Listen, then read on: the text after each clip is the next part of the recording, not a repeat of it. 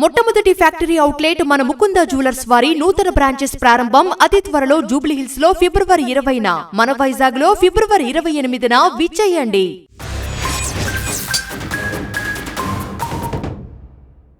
మూడు నెలల క్రితమే పెళ్లైంది. ఉమ్మడి కుటుంబం, అందమైన భార్యతో జీవితం సాఫీగా సాగిపోతోంది. 3 రోజుల క్రితమే కొత్త ఉద్యోగంలో కూడా చేరాడు. ఇంకేం కావాలి? అంతా హ్యాపీ. ఈలోపే ఓ అనుకోని ప్రమాదం. భార్యతో సరదాగా బయటకు వెళ్లిన అతడు కాస్త విగత జీవిగా మారాడు. భార్య అపస్మారక స్థితిలో ఉంది. దారిన పోయేవాళ్లు విషయం గమనించి ఆసుపత్రికి తరలించారు.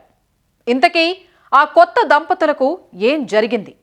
వాకింగ్ కోసం వెళ్లిన అతడు ప్రాణాలు ఎలా కోల్పోయాడు? ఇంతటి దారుణానికి ఎవరు పాల్పడి ఉంటారు?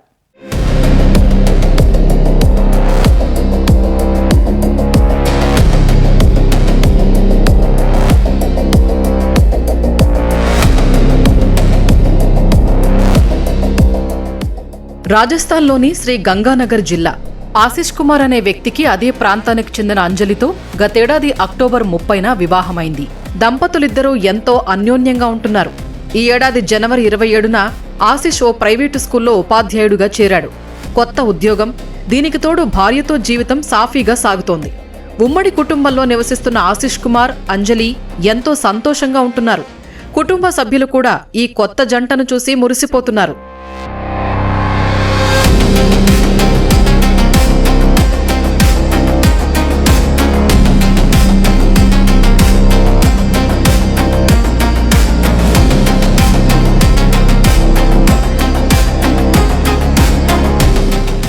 జనవరి 30 రాత్రి భార్యతో కలిసి ఆశిష్ కుమార్ వాకింగ్కు వెళ్లాడు.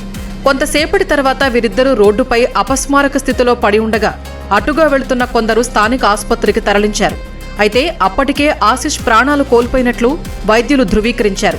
చికిత్స అందించాక కోలుకున్న అంజలిని విచారిస్తే వాకింగ్కు వెళ్లిన తమను ఓ గుర్తు తెలియని వాహనం ఢీకొట్టిందని, వాహనంలో నుంచి దిగిన కొందరు వ్యక్తులు బెదిరించి నగలు దోచుకెళ్లారని అంజలి పోలీసులకు చెప్పింది.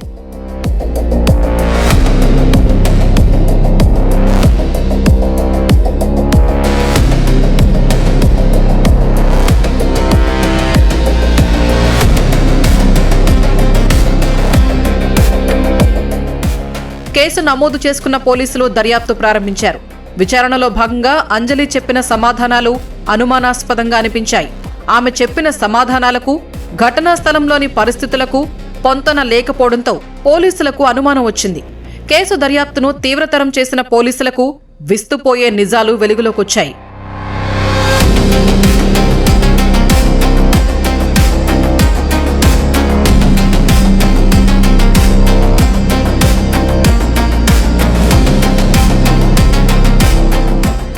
పెళ్లికి ముందు అంజలి తన ఇంటి సమీపంలో నివసించే సంజయ్ అనే అబ్బాయిని ప్రేమించినట్లు పోలీసుల దర్యాప్తులో గుర్తించారు.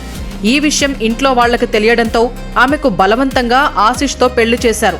ఉన్నత చదువుల నెపంతో పెళ్లయ్యాక కూడా సంజయ్ను కలిసేందుకు అంజలి ప్లాన్ చేసింది. అయితే ఆమె భర్త నిరాకరించడంతో అతనిపై కక్ష పెంచుకుంది. ఈ క్రమంలోనే పుట్టింటికి వెళ్లిన అంజలి అక్కడ సంజయ్తో కలిసి ఆశిష్ను చంపేందుకు స్కెచ్ వేసింది.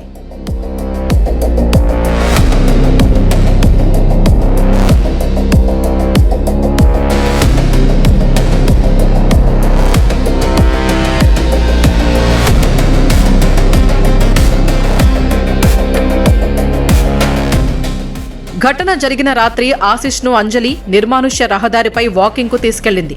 అప్పటికే సంజయ్తో పాటు అతని స్నేహితులు ఆ ప్రాంతంలో మాటు వేశారు.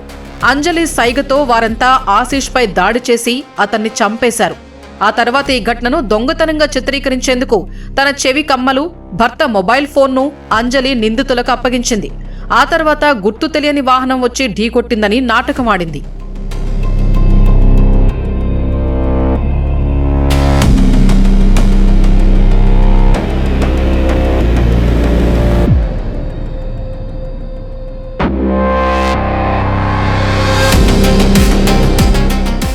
ఈ కేసులో అంజలితో పాటు ఆమె ప్రియుడు సంజయ్, అతని స్నేహితులు రాకీ, బాదల్ను పోలీసులు అరెస్ట్ చేశారు.